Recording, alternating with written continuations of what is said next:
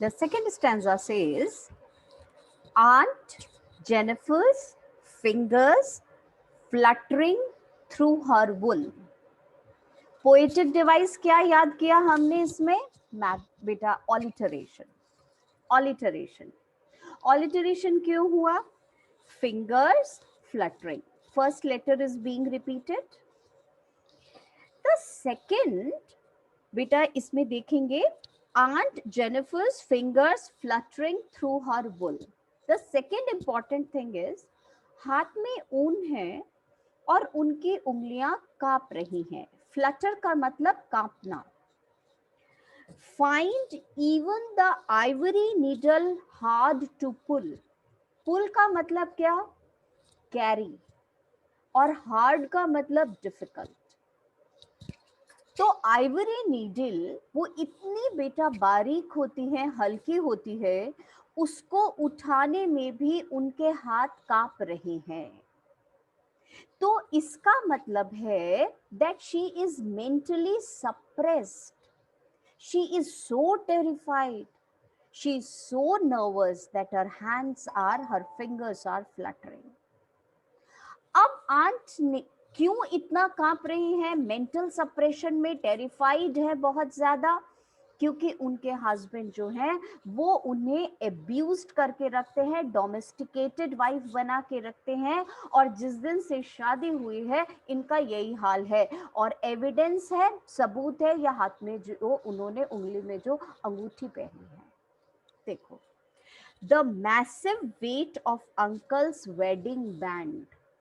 Wedding band मतलब wedding ring, uncles wedding ring. तो बेटा this wedding ring is a symbol of exploitation of women in the name of customs and law. Wedding band is a symbol of oppression of women in the name of customs and law. कानून और रिवाजों के नाम पर उन्हें exploit करना, उन्हें दबाना, उन्हें नीचा दिखाना, ये सिग्निफाई करता है ये हाथ में जो वेडिंग रिंग है. क्योंकि क्या होता है, लॉ में भी बोलते हैं अभी हस्बैंड जैसा कह रहा वैसा करना, वैसा रहना. कस्टम्स रिवाज भी यही बोलते हैं. तो वो कह रही हैं ये जो मैरिज की रिस्पॉन्सिबिलिटीज हैं, ये जो कस्टम्स और लॉ हैं, ये भी उसको सप्रेस कर रही हैं. मैसिव का मतलब क्या? लार्ज. द मैसिव वेट का मतलब क्या? Burden. That is the burden of wedding on a woman. As soon as she wears a ring or wedding ring and she becomes a virtual slave.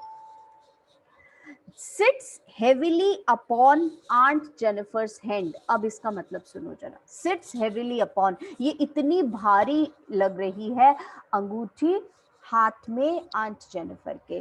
इस line का मतलब है aunt has lost her identity. She has lost her confidence after wedding. इतनी भारी लग रही है हाथ में अंगूठी, इसका मतलब aunt has lost her identity, अपनी पहचान खो दी, अपना कॉन्फिडेंस खो दिया. या बेटा a woman who loses her identity and confidence after the wedding. We will read it from the notes and then we will finish the poem, the last stanza. The second stanza shows the reality of Aunt's life. The marriage has been like an iron band. ऐसा लग रहा है wedding ring नहीं है, iron की band है, जंजीर है. To curtail her freedom, to stop her freedom. He is treated as dumb domestic cattle. कैसा ट्रीटमेंट मिलता है, कैसा बिहेवियर मिलता है आंट को? जैसे डम. डम का मतलब साइलेंट. बेटा डोमेस्टिक कैटल, बिल्कुल कंट्रोल करने वाला, जैसे हम पालतू जानवर को रखते हैं, और चुप रहो. In other word, she is like a slave और bird in a cage. Aunt Jennifer lives in constant fear of her husband. When she sits down to knit, her weak fingers are unable to carry the weight of even light wool. She struggles with the ivory needles. ऐसा लग रहा है बुन नहीं रही है, लड़खड़ा रहे हैं हाथ, स्ट्रगल कर रही हैं. This creates an image. इस लाइन को पढ़ के एक ऐसी इमेज, एक ऐसी पिक्चर क्रिएट होती है of a woman whose state of mind is terrorized. This reflects her mental suppression, not physical weakness. Wedding band is like a metal band that keeps her chained. तो ये ऐसा है जैसे उसको चेन पहना के रखा हो. The uncle's wedding band is symbolic of burden of aunt by the authority of uncle. She has lost her identity, confidence, and freedom. She felt trapped. Fluttering fingers tell that Aunt Jennifer lives in constant fear of her husband. Wedding band is a symbol of exploitation or oppression of women by customs and law.